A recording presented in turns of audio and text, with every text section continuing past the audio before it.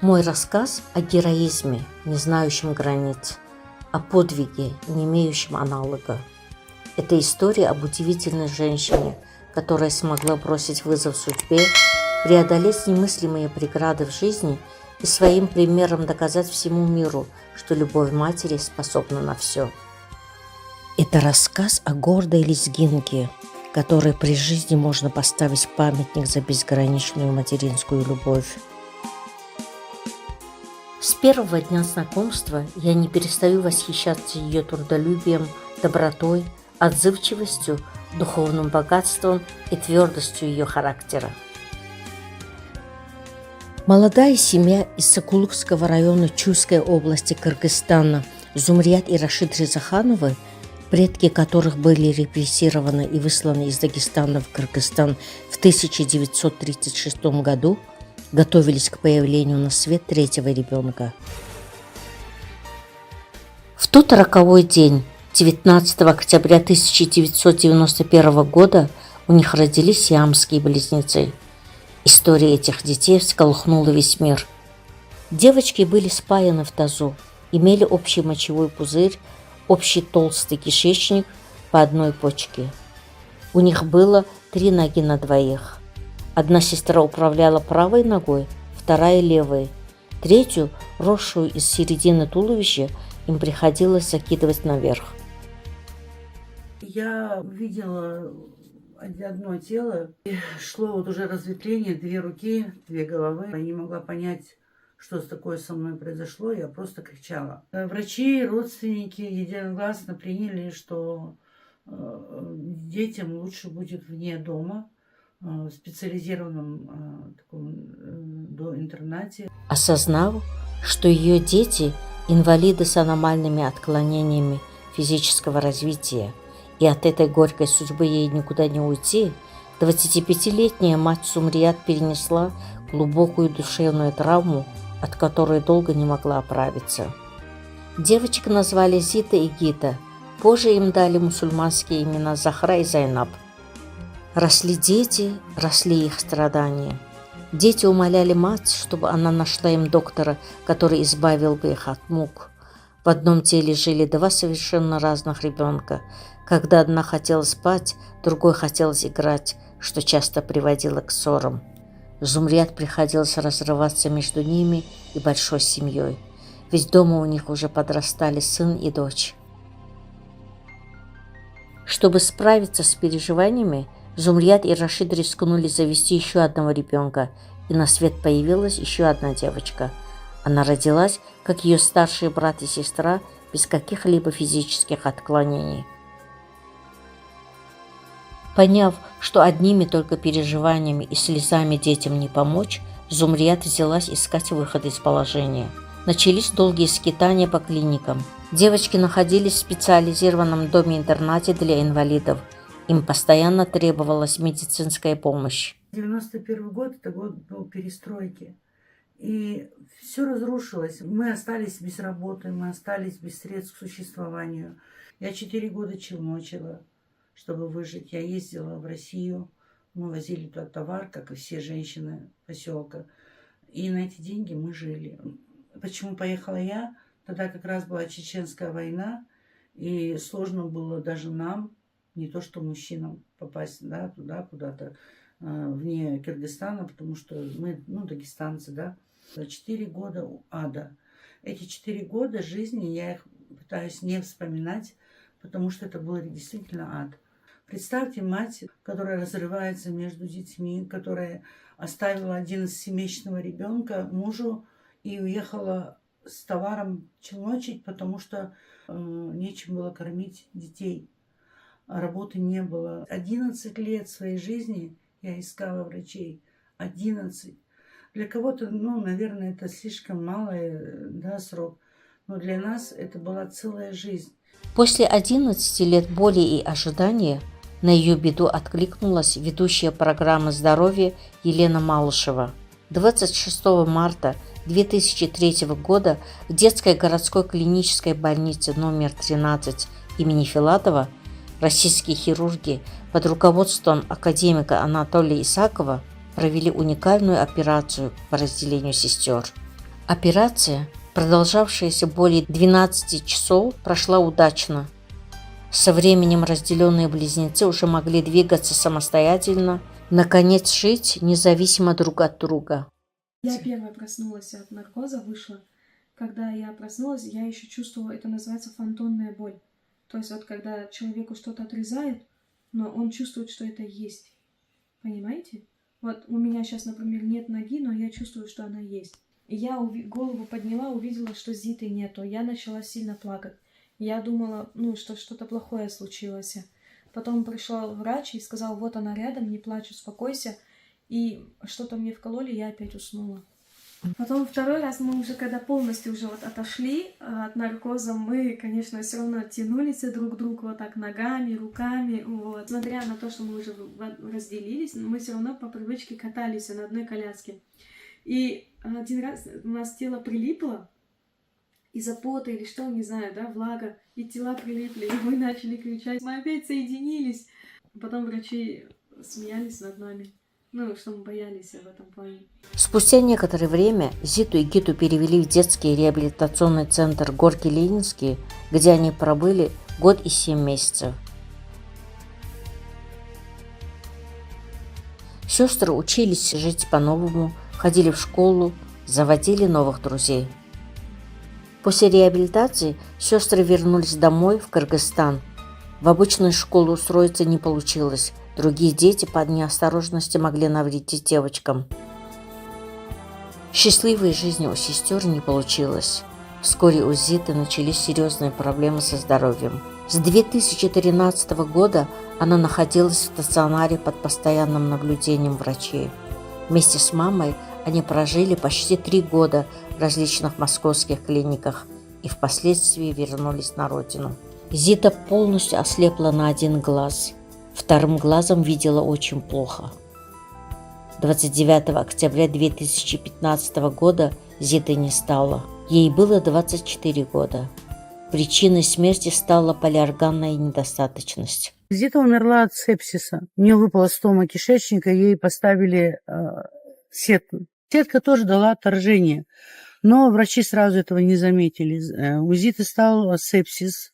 Потом врачи поняли, в чем дело, убрали эту сетку, и сразу стало хорошо, но сепсис остался. И начался все время антисептический шок. Сепсис ее атаковал, сепсис ее потихоньку разрушал. И когда у нее стал антисептический шок, она еле выжила. Врачи сказали, что мы применили невероятно, мы извратили всю медицину, то есть сделали те лекарства, которые нельзя было вместе делать, сильные, но она выжила. Я все время молилась, стояла возле нее, просила Аллаха, чтобы она выжила, чтобы привезти ее домой, она хотела домой. И когда я ее привезла домой, вернее, как получилось, я увидела ее снимок легких, я подумала, что его засветили. А оказывается, это легких практически уже не было. И я сказала врачам, давайте, когда она будет трансплантабельна, я ее увезу домой. Они сказали, вот сейчас она трансплантабельна, а дальше мы не знаем. Мы за 3 дня с ней собрались и уехали домой. Мы ехали, и Зита знала, что это ее последний путь. И я знала. Она уже была почти слепая. 2 месяца ада и понимание, что твой ребенок погибает. 2 месяца. Мне вот здесь стояла ключичка, я ее постоянно капала. И иногда оставалось плохо. Потом говорила, что тебе купить, что ты хочешь. Она обнимала меня и говорила, отпусти меня. Зита умерла на моих руках. Я чувствовала, как она остывает в моих руках. Я долго ненавидела свои руки. Помнила, как она уходит. И вот эта умиротворенность, вот эта улыбка на ее лице. Как Гита среагировала? Как Гита она перенесла? Гита, мудрость Аллаха, видите. Если бы Зита просто взяла и умерла бы сразу, Гита бы сошла с ума.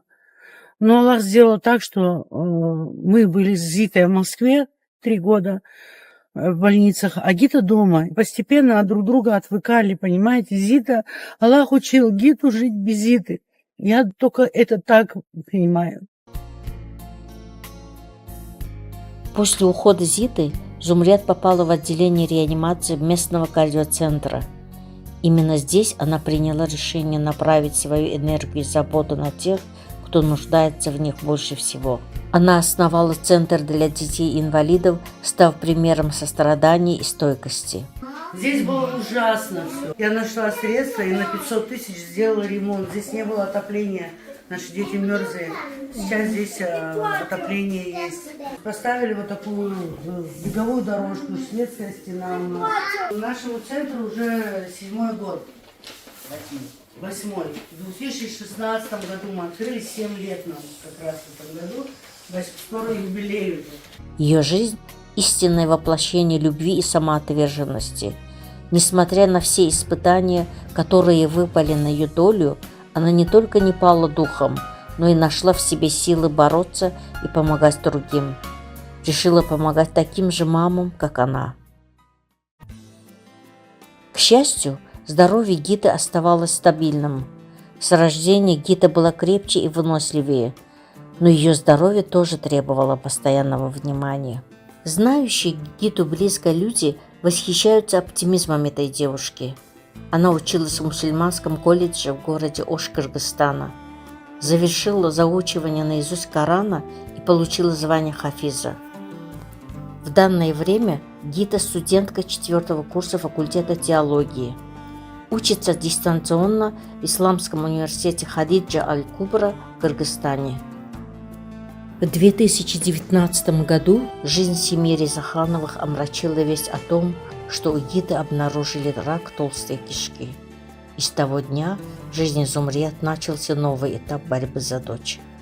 Гита постоянно нуждается в дорогостоящих лекарствах, приходится трудиться.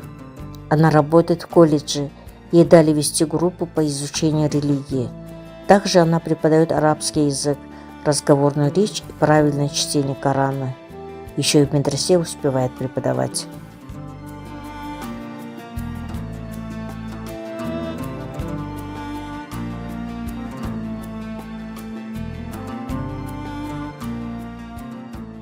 Наконец-то ты освободилась, Гита. Да. Много работы было, да? Да. У тебя столько групп? У меня в общем сложности 5 групп, это мои, и плюс еще 2 группы в колледже. Там из разных стран учатся. Из России, из Дагестана. Вот, даже меня учились из Англии. Устала? Нет, мне это приносит счастье.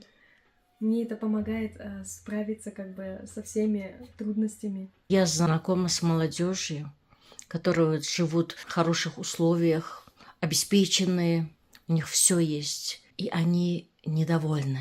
Кого-то упрекают все время, чего-то хотят. Вот что бы ты хотела сказать этим девушкам, парням?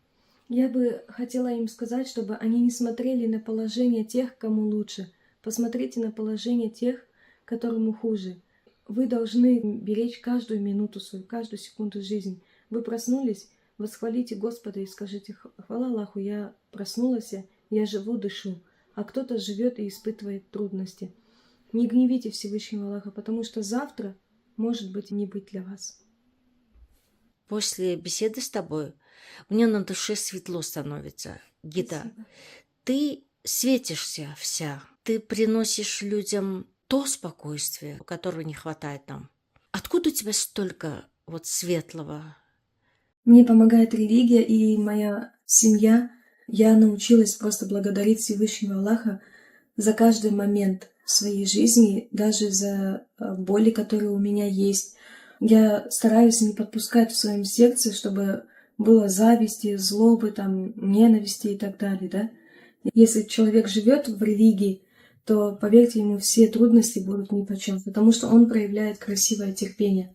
А я знаю, что за каждое проявленное терпение человека ждет огромная награда от Всевышнего Аллаха. Каждый день Гите приходится бороться за жизнь. Но, несмотря на трудности, она не теряет оптимизма. Эта веселая, улыбчивая девушка полна жизненной энергии. От нее так и веет добротой. Гита, О, ты что делаешь? я помогаю брату. Курсы туда перекидываем. Не тяжело тебе? Нет. Хорошо.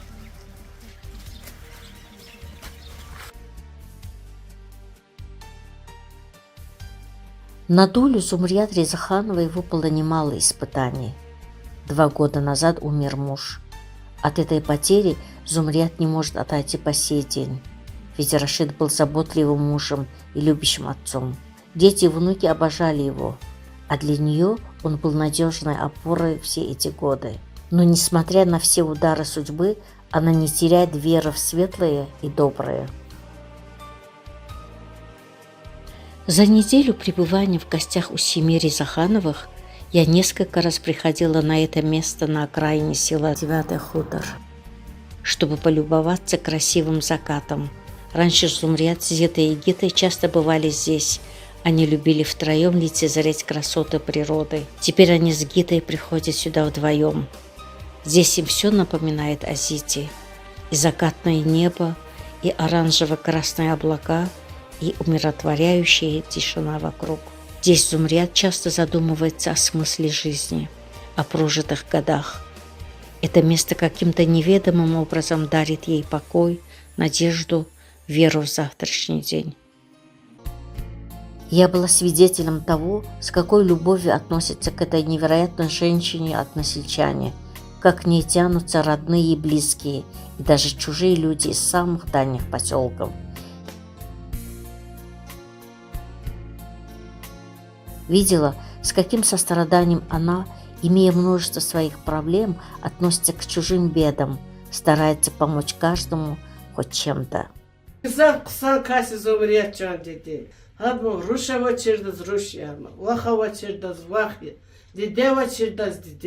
Allah te khurabiç. Hadat gizaf tuj derkhana. Ayalri patada gizaf zahmet harçuna. Vuçi de sayal fena da mabrik ekeri kara kurabiç ya Allah.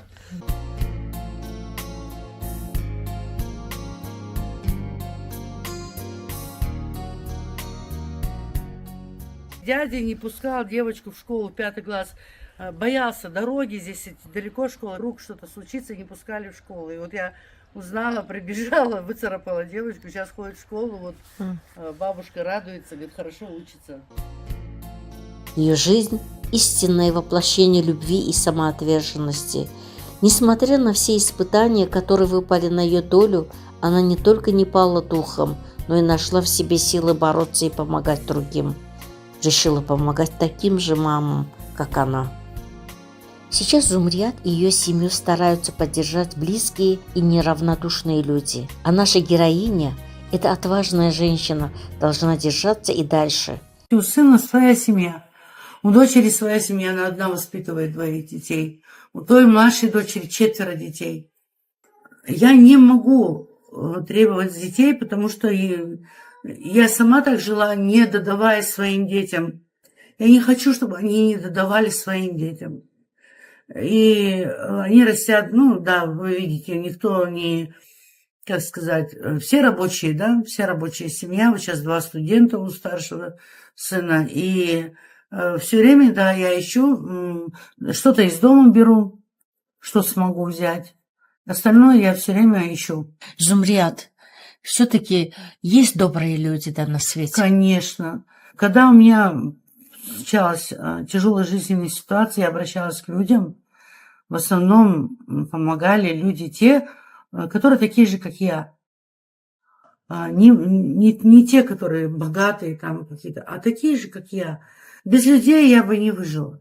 Я благодарна миллионам людей, которые помогли чем-то, хоть добрым словом, поддержкой финансовой, моральной, всем.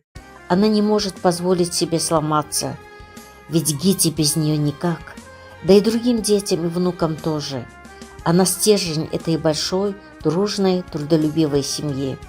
Ее единственный сын, любимая сноха, 3 дочери и 10 внуков безгранично любят ее, буквально боготворят. А миллионы людей берут с нее пример человечности и милосердия.